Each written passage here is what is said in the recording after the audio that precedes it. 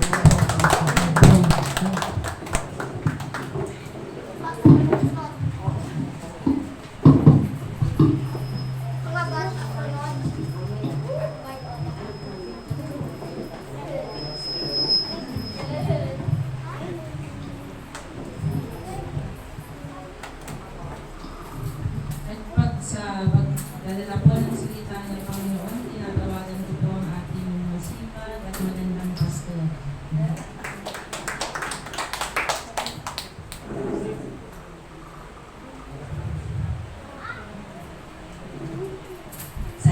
kapatid Naan. Magandang hapon po sa ating lahat.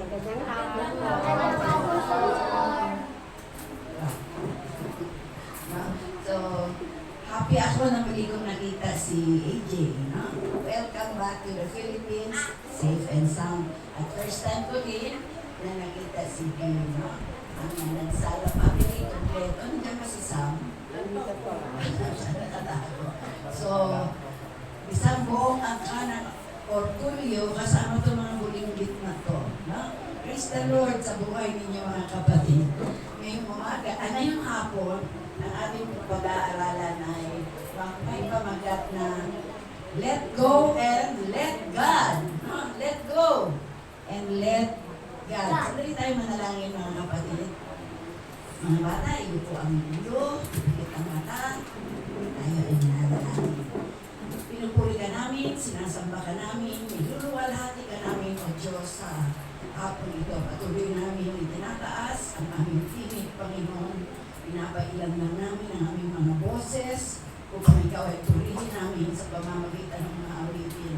O Diyos, sa pamamagitan nito mapuksan ang langit upang makarating ang mga padalangin namin, ang aming request, ang aming pagpupuri sa iyo. Salamat o Diyos dahil ikaw ay Diyos ng pag-ibig. Nakikita mo ngayon ang kalipunan ng mga mananampalataya, Panginoon. Salamat sa buhay ng mga kapatid kong ito na sila ay nagpapatuloy bagamat may ulan, hindi ito naging hadlang upang sama-sama kami magpuri, sumamba, luwalhatiin ka namin sa Espiritu at sa katotohanan. Sa hapon ito, Panginoon, dalangin ko ang iyong pangunguna, ang iyong boses nawa ang aming marinig, ang mensahe mo, ang siyang magiging sustansya ng aming buhay ngayong hapon, Panginoon. Salamat sa iyong kabutihan, Panginoon, sa bawat isa sa amin. At nawa, O Panginoon, patuloy ka pong mangusap sa amin, patuloy mo pong paliwanagin ang aming ilaw, Panginoon, sa gitna ng sanlibutan ito. At salamat, O Diyos, dahil nandiyan ka sa aming kalagitnaan. We praise you. Bless us, O Lord. Ito po ang aming dalangin. In Jesus' mighty name we pray. Amen. Okay. Let go. Let go and let God. Ano po nag-sign up ako si Nene? Let go and let God. Ang ating pong verse na pagbabatayan ng ating mensahe ngayong hapon ay Proverbs 3:5. Sino nakakasaulo ng Proverbs 3:5? Anybody? No? Ang sabi dito sa English, trust in the Lord with all your heart and lean not on your own understanding. Kapag daw tayo ay nananampalataya sa ating Panginoon, hindi kalahati, hindi unti-unti. Ano ang sabi ng ating verse? Trust in the Lord with all. Lahat. With all your heart and lean not on your own understanding. Huwag tayong humabay sa ating sariling pangunawa. Doon tayo magpakanlong sa Panginoon. Okay? So the past few days, siguro napapansin ninyo sa mga balita, na ang balita natin ay we feel exhausted and worried. No? Tandaan natin, ang kasama dito ay bilyong-bilyong piso ng kaba ng bayan. Whether it is true or not, hindi ko alam. No? Pero ang nakasalalay dito, ang future ng Filipino people. Na? Lalo na yung mga nagtatrabaho. Okay lang kung nasa mataas ka, kung rank and file ka, mahirap. Lalo na ang sitwasyon ngayon sa Manila. Sino dito ang nagtatrabaho sa Manila? Wala. Dito lang talaga tayo umiikot sa Cavite. No?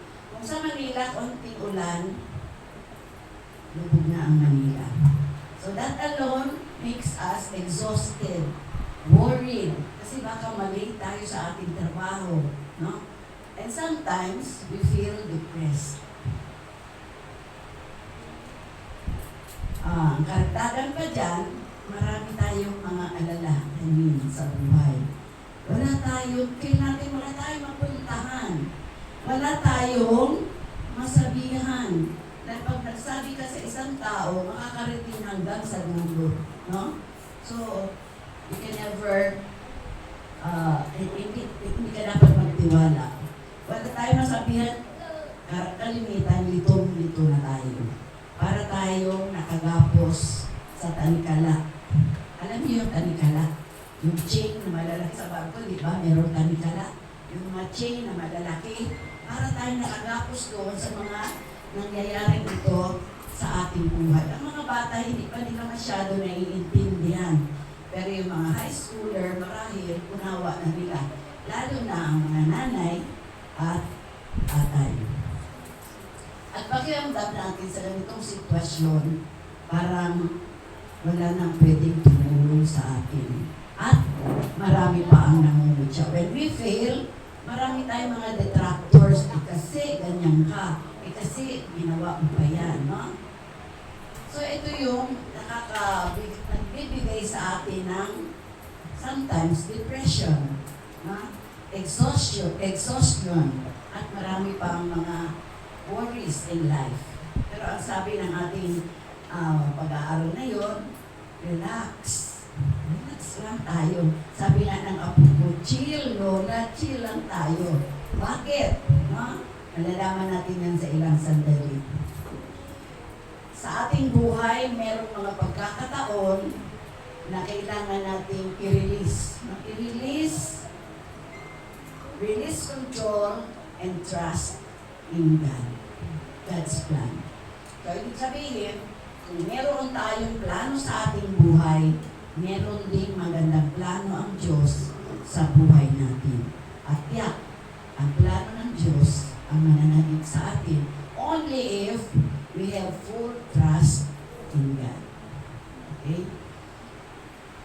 Meron ako ditong na-compile na steps into freedom God has in store for us. Sapagkat sa buhay na ito, na-entangled tayo, para tayo na-slave sa dami ng mga problema, parang slave na tayo. Sa dami ng mga alalahanin, hindi na tayo makahinga. Sa dami ng mga nangyayari sa ating palibot, hindi na natin alam kung ano ang tama. But God sets us freedom. Hindi ba kayo natutuwa na mayroon para tayong freedom from God? God has in store freedom for every one of us. From the chain of slavery, kung ano man yung nag-i-slave sa atin. So number 1, sabi dito, Philippians 4:6-7, sabi dito, do not be anxious about anything. Huwag tayong magulumihanan sa anumang bagay.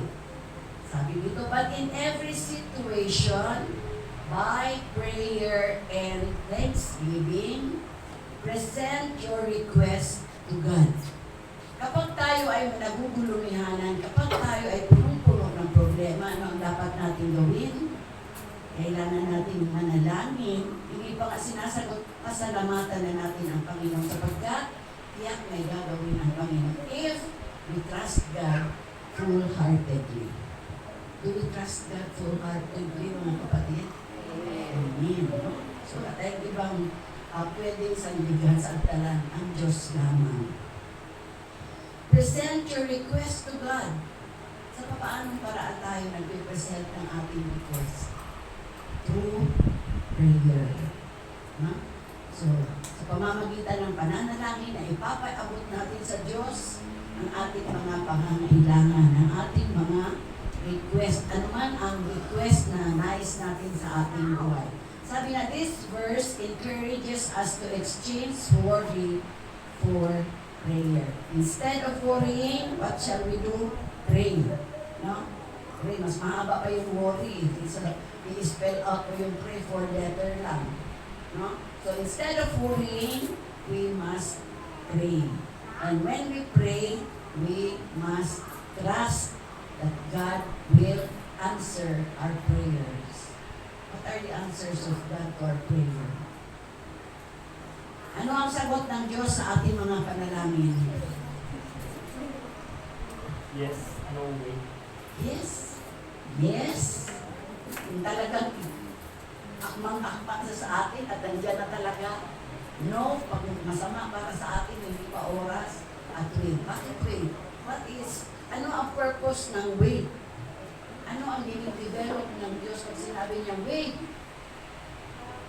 Dinidevelop ng Diyos ang patience. Kasi tayo, masyado tayo mapusok in decision making. At ano pa? Disobedient tayo. No? May pinapagawa ang Diyos, pero sinusuway natin until now. No? So, ito yung dinidevelop. Kaya sabi niya, wait lang. No? Ang tao kasi pag humili, gusto, Lord, ngayon na, now na. No? Now na, kailangan ko. Matawag lang naman sa Diyos kung may kailangan, kalimitan. Kaya dapat ang ma-develop sa atin ang prayerful life. No? Hindi yung worrying life. Prayerful life.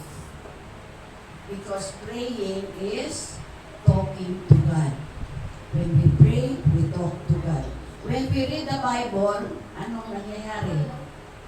God is talking to us. Tandaan niyo yan, ha? When we pray, we talk to God. When we read the Bible, God talks to us. Okay?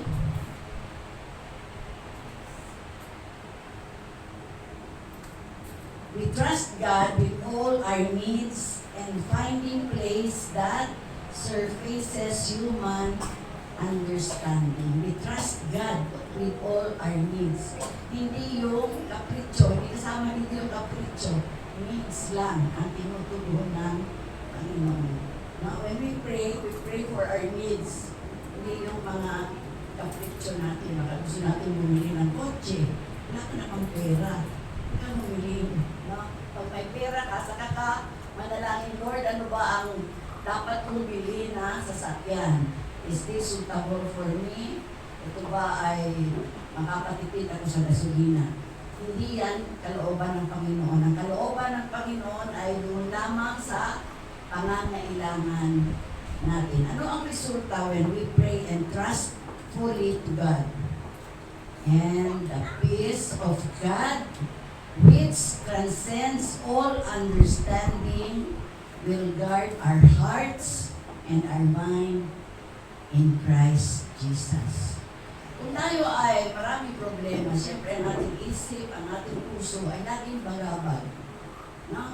Pero kapag tayo ay 100% full trust sa Panginoon, ang resulta noon, ano ang resulta? And the peace of God.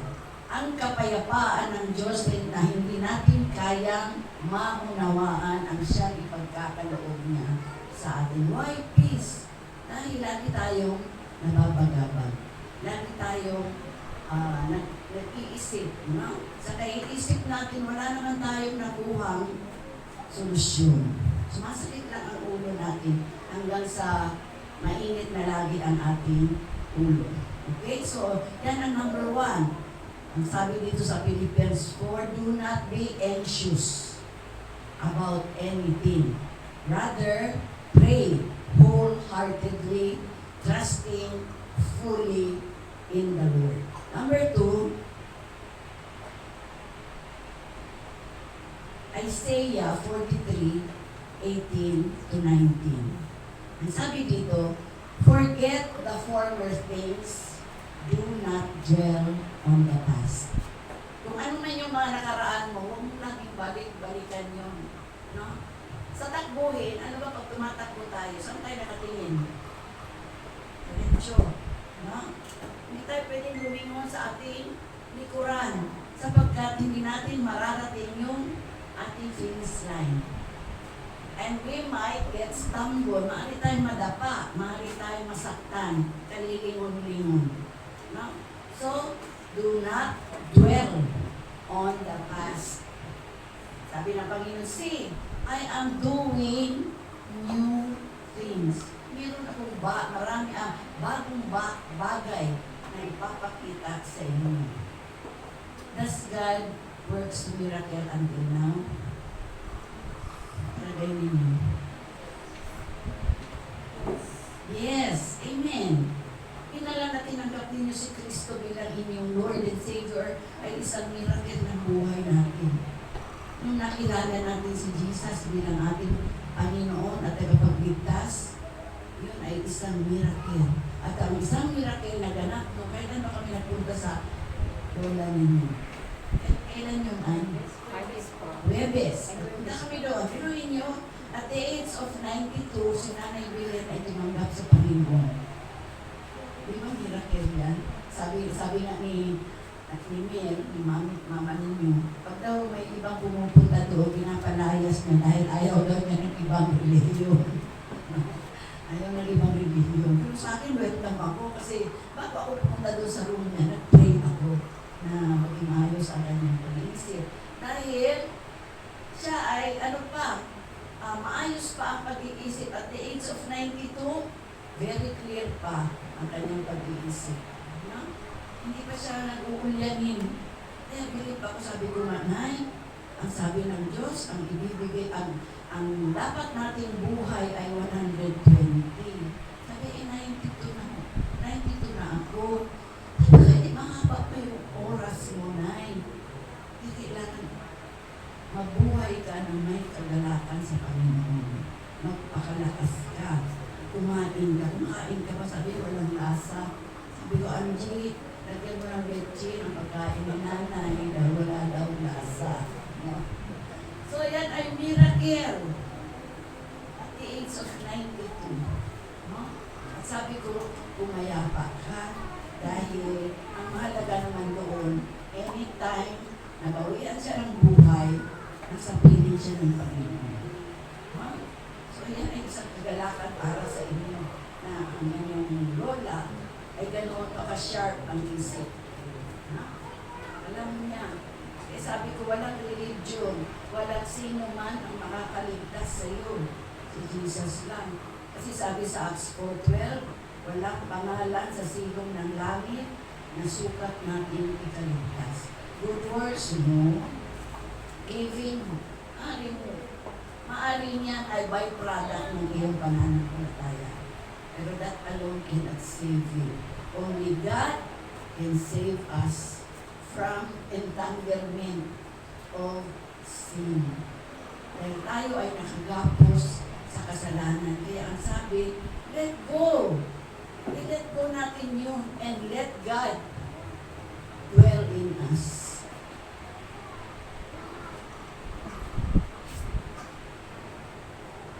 Sabi dito, stop looking behind. Don't expect past victories to sustain you. Don't allow past failures to paralyze you. Kung ikaw man ay naging matagumpay way back, huwag ito ang magiging basihan ng ating future. Kung tayo man ay maraming kabiguan na dinanas noong nakaraan, huwag din yung makaparalyze sa atin. Kaya hindi tayo maka-forward dahil lagi natin iniisip, kasi nung nakaraan, ako ay isang bigo. God is giving us new vision. No? God is giving us new plans in the future. Yan ang kanyang nais para sa atin. So, do not dwell on the past. Kalimutan na natin yung mga nakaraan natin. Continue tayo doon sa ating takbuhin. Patungo sa Panginoon. Start looking ahead. See God bring newness. No? Tingnan natin na ang Diyos ay nagbibigay, nagkakaloob ng bago. Bagong buhay, bagong ikaw, bagong mga bagay na dapat natin makita sa ating buhay. Okay? So number 2, do not dwell on the past. Number 3, ito na yung ating verse. Proverbs 3, 5 and 6. Trust in the Lord with all your heart and lean not on your own understanding. In all your ways acknowledge Him, and He will direct your path. Kailan ba natin ina-acknowledge ang Panginoon? Kailan tayo nananalangin pag kumakain lang?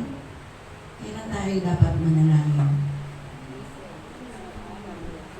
Every moment of our life. Kaya nga, meron niya sa cellphone be connected. Ganon din dapat tayo. Dapat nakakonect tayo lagi sa Panginoon. Stay connected. Be connected to God. Kapag umiwalay tayo, lugi tayo. No? Lugi tayo kapag tayo ay umiwalay sa Panginoon.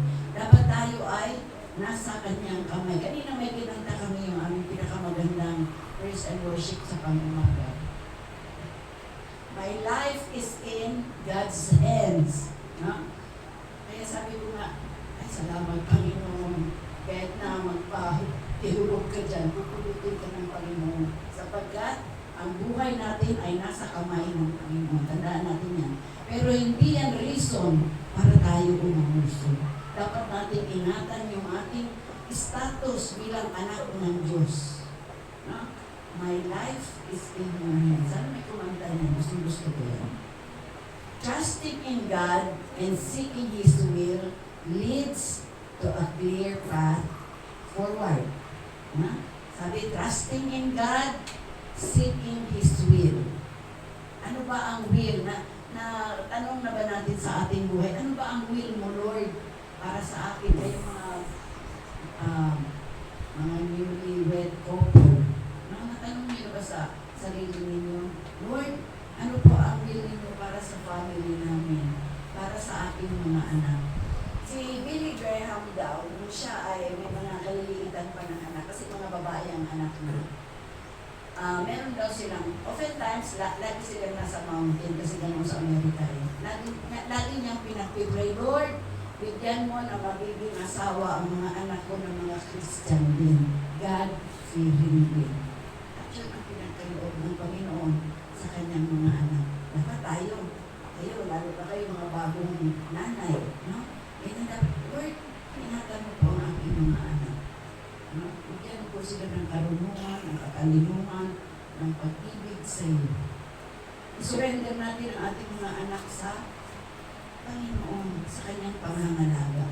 Kasi tayo, pag tayo ang nag-alaga, minsan nahulog pa eh, di ba? Minsan nadadapa pa. Pero if we entrust our children to the Lord, hindi sila masasaktan. Na? Sabi, He leads to a clear path forward, emphasizing the importance of surrendering our plans to His guidance.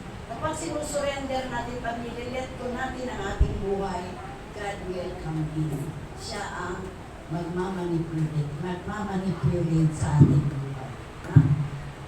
Ang ating puso ay ganito. Hindi ko alam kung ganito ba.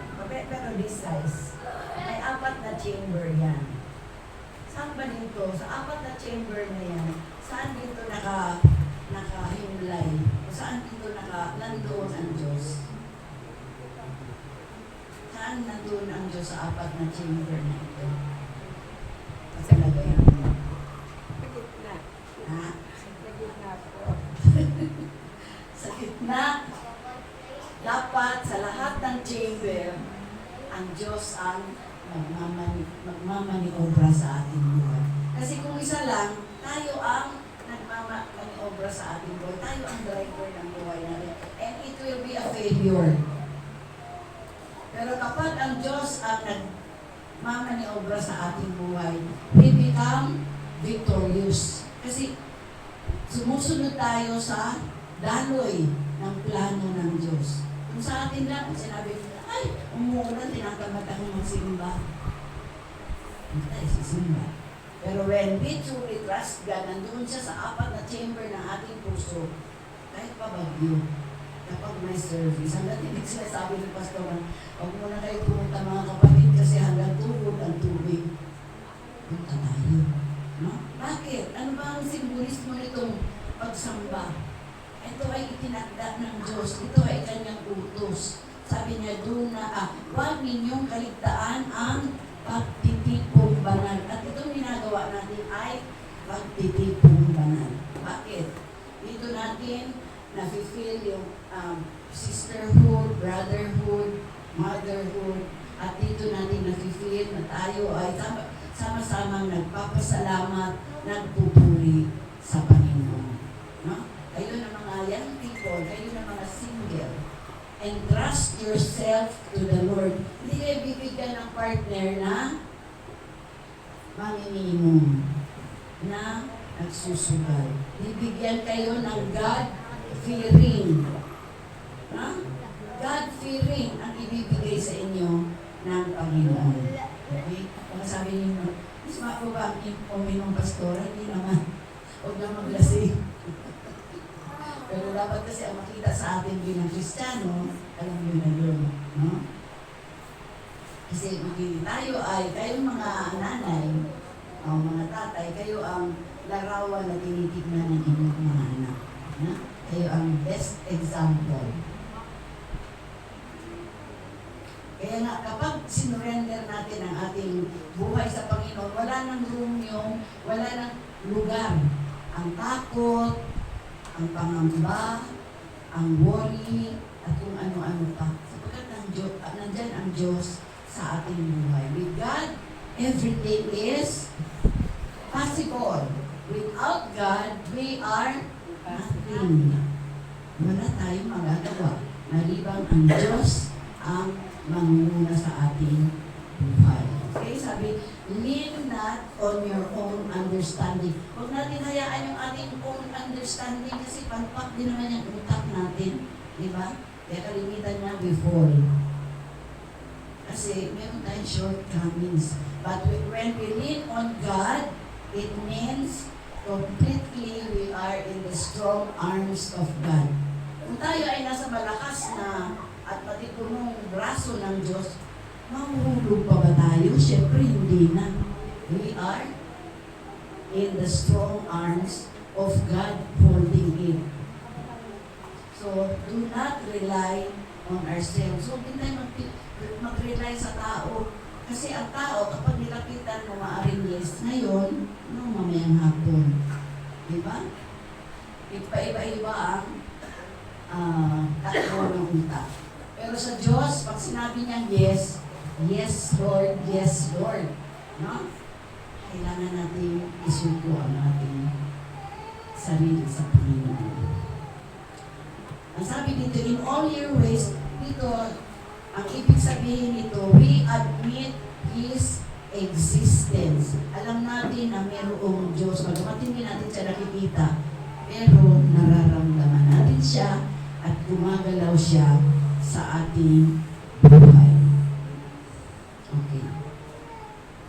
Sabi dito, and He will direct our path. He will begin to establish our steps and lead us where He leads us. He will establish our steps and He will lead us where He leads us. Saan kayo kailangan ng Diyos? Sapagkat tayo, hindi na tayo taga-upo dyan, meron tayong gagawin para sa Panginoon.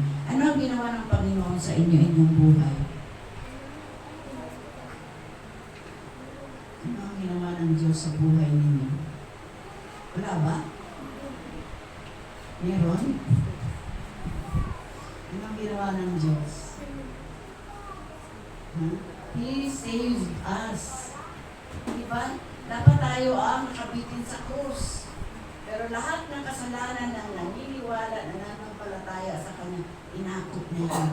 Kaya nga last Sunday, ang tanong ko, lahat ba ng tao ay anak ng Diyos? Hindi.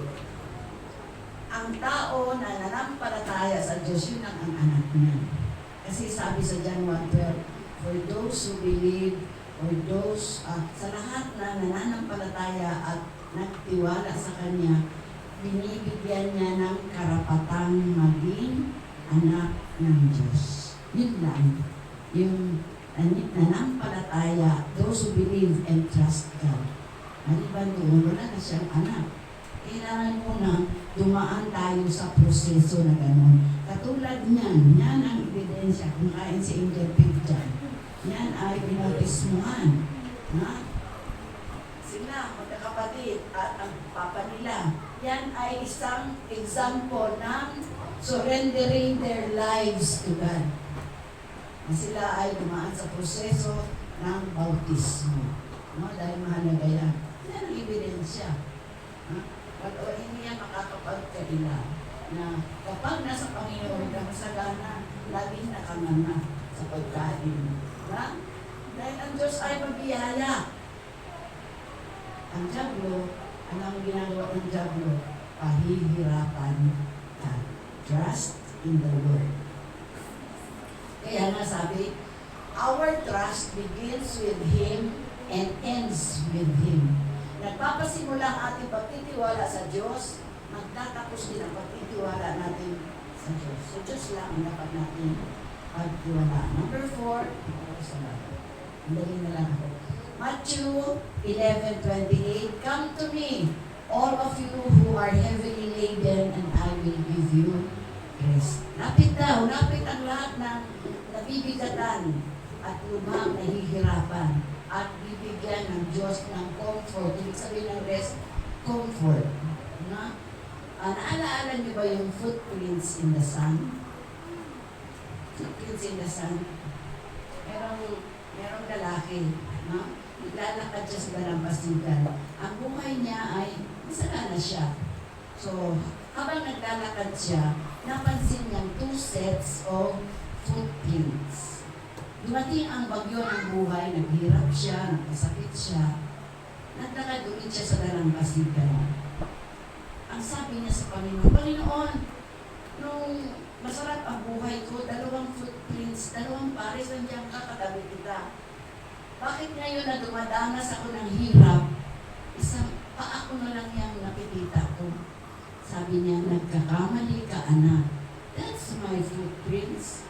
During your hard times, I carried you. Pasan-pasan kita sa panahon na ikaw ay hirap na hirap. Gusto ba natin pasanin tayo ng Diyos sa panahon ng kahirapan? O gusto natin malublog sa dusa at bigati? Masarap yung pasan-pasan tayo ng Diyos. Okay? Sabi niya, take my yoke and learn from me. Jesus invites us to let go of the burdens and find rest in Him, promising guidance and comfort for those who surrender to His teachings. Okay, number 5, ito na yung maganda. Jeremiah 29:11. Sino nakasa ulo ito? Jeremiah 29:11. Sa uluhin nito kasi maganda. Lahat naman ang salita ng Diyos maganda. For I know the plans I have for you. Plans to prosper you and not to harm you. Plans to give you hope and a future. Sino nagbibigay sa atin ng future? Ang Diyos. Kung sa atin lang, wala tayong future. Kasi ano ba ang karakter ng tao? Mayabang, sakin, puro I, me, mine. Diba? I, me, mine. Yan lang tayo. Tama ba? No? Sakin tayo eh. We do not want to share. Pero anong sabi ng Diyos? I have plans for you. Plans to prosper you and not to harm you. Plans to give you hope. So meron tayong pag-asa kapag sa Diyos natin pinagkatiwala ang ating buhay. Plans to give you hope and a future. Sasabihin na, wala na kami ka future. Sa hirap ng buhay ngayon, wala na. Nagkakamalig ka, kapatid. Sa Diyos, meron tayong future. Meron tayong hinaharap. Dahil yan ang plano ng Diyos sa kanyang mga anak.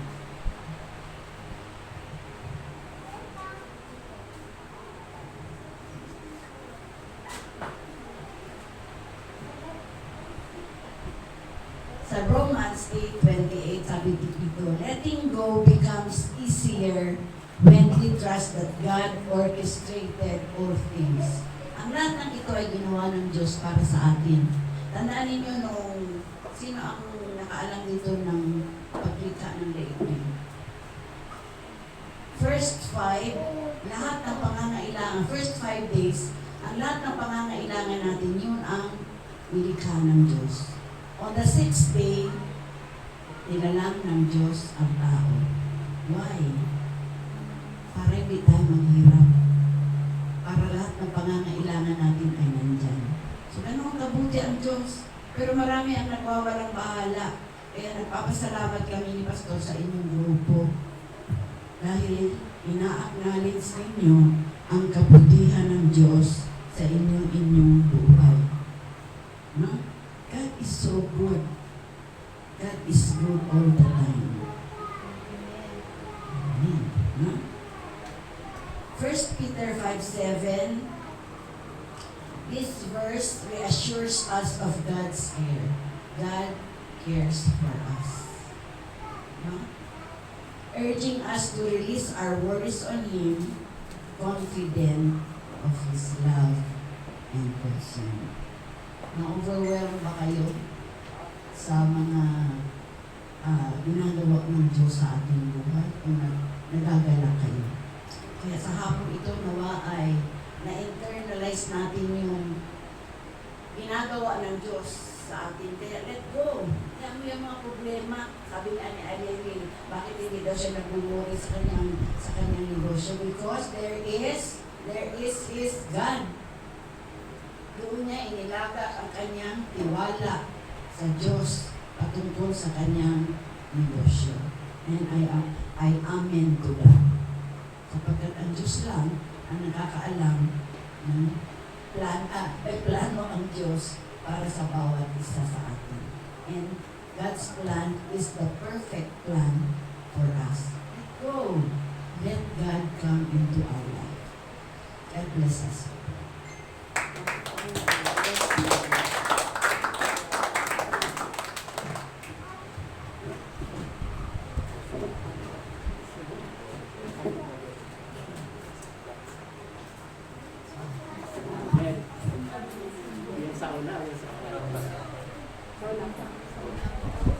Salamat sa Pastor sa pagbabahagi ng salita ng Panginoon. At ngayon po, ihanda na po natin ang ating mga kalooban.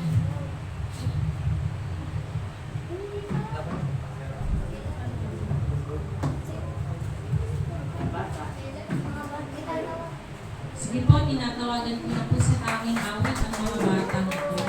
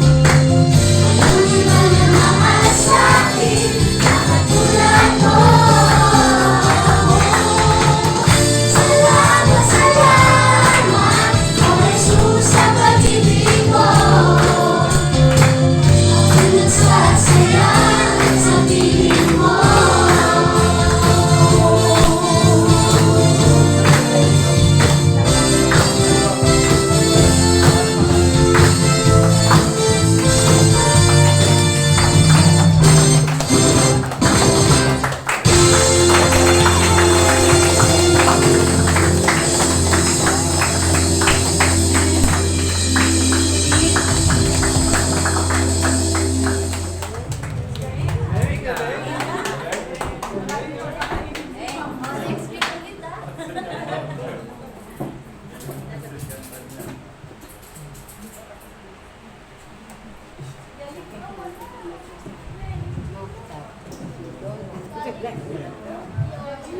salamat sa ating mga kids ngayon na umawit, no? Palain kayo ng Diyos sa inyong endeavor na umawit para sa Panginoon, no? So kayo ang future na kapalit ng ating mga worship team singers, na? So darating ang panahon, kayo naman ang kakanta para sa Panginoon, hindi lamang pambatang awitin, hindi para sa kaedad na katulad nila Ate Alegi, ni Ate Ann, ni Ate Daniela, no? Nagagalak ang Panginoon sa inyong pag-aawit para sa Kanya. Tayo po'y manalangin sandali para sa mga handog.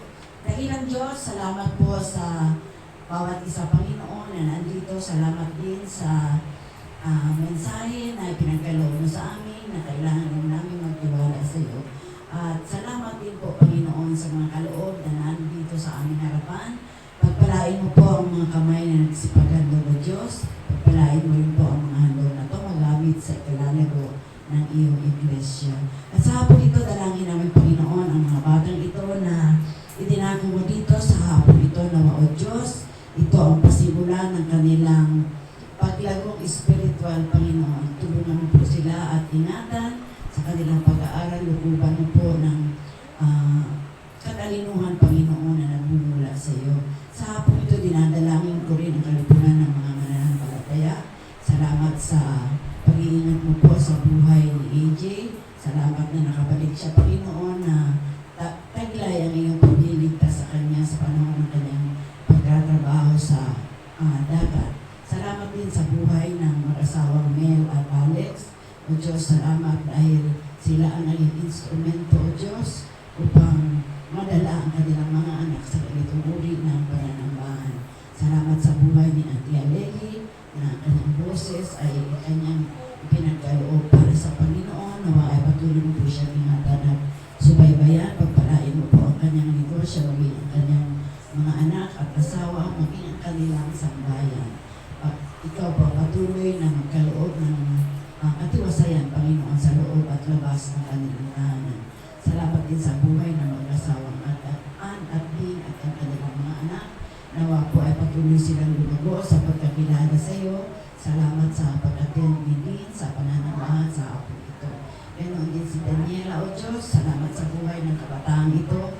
Nawa, Panginoon, patuloy mo po siyang parakihin sa tunay na pagkakilala sa iyong kadyusan. Ingatan mo po siya at subaybayan. Ilayo mo po siya, O Diyos, sa anumang mga masasamang kaibigan, Panginoon, kundi pagkalooban mo siya ng kaibigan, ng mga God-fearing din. Salamat din sa buhay ni Angel Faith dahil, Panginoon, inilaan niya ang kanyang buhay sa paglilingkod ko din sa iyo sa pamamagitan ng kanyang boses, Panginoon. Ganoon din si Malu, si Ayen, salamat, Panginoon, sa kanilang hangarin, Panginoon, makilala ka at ng lubusan sa kanilang buhay. Tulungan po si Malu sa kanyang pagiging single. Ingatan po siya at subaybayan. Ganoon din si Ayen, Panginoon. Ingatan po siya sa kanyang mga pamamahala sa bilang chairman ng kabataan dito sa Tabon. Bigyan po siya ng karunungan, Panginoon, na masubaybayan niya ang kanyang mga constituents. Ganoon din si Cyrus at ang kanyang pinsan. Tulungan po sila, Panginoon, na makilala ka mula ng lubusan. Ganoon din si Sam, ang kanyang papa, na Panginoon, patuloy mo palakihin si Sam, na taglay ang iyong pag-iingat, ang iyong subaybay, Panginoon, palakihin po siya sa iyong kalinga, na makilala ka niya ng lubusan sa kanyang buhay. Lord, dinadalangin din namin ang wala dito, hindi naka-attend sa anumang kadahilanan, O Diyos. Ikaw po ang patuloy na mapaalaala, Panginoon, sa kahalagahan ng gawain ito. Dinadalangin din namin patuloy si Nanay Bilen sa nawa, O Diyos, pagkalooban po siya ng kalinawahan mula sa sakit ng kanyang balakang. Bigyan mo pa po siya ng kaaliwan, Panginoon, sa kanyang pag-iisa. O Panginoon, patuloy kanyang alalahanin sa kanyang paghiga, sa kanyang higaan. Dinadalangin sa panalangin ang sakit ni Pastor na, O Diyos, bigyan mo po ng kalinawahan ang kanyang ubo, O Panginoon, gumaling na siya bago ang ating birthday sa September 14. And din, Panginoon, inadalangin ko rin ang lahat ng may mga sakit, lahat ng may mga kabigatan, lahat ng may karamdaman. At ang lahat na ito ay sinusuko namin, Panginoon, sa krus ng Kalbaryo sapagkat ang lahat ng ito ay napagtagumpayan na. Maraming salamat at bilang Diyos. Ang basbas po ay gaganapin ng pastor.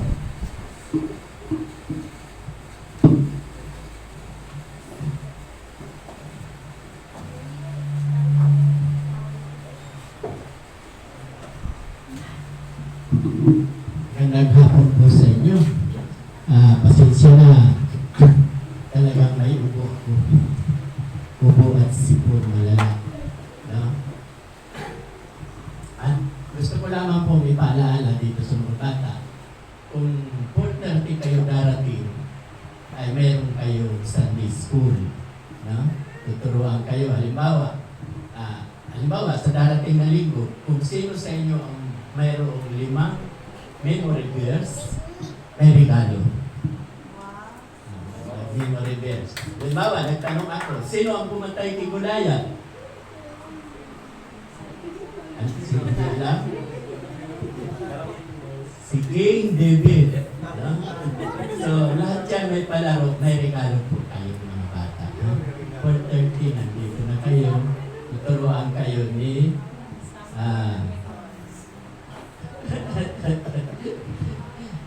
kasi si Angel Pink, kasama na nila kung sa pamatuto. Dapat ikaw talaga ang pastora.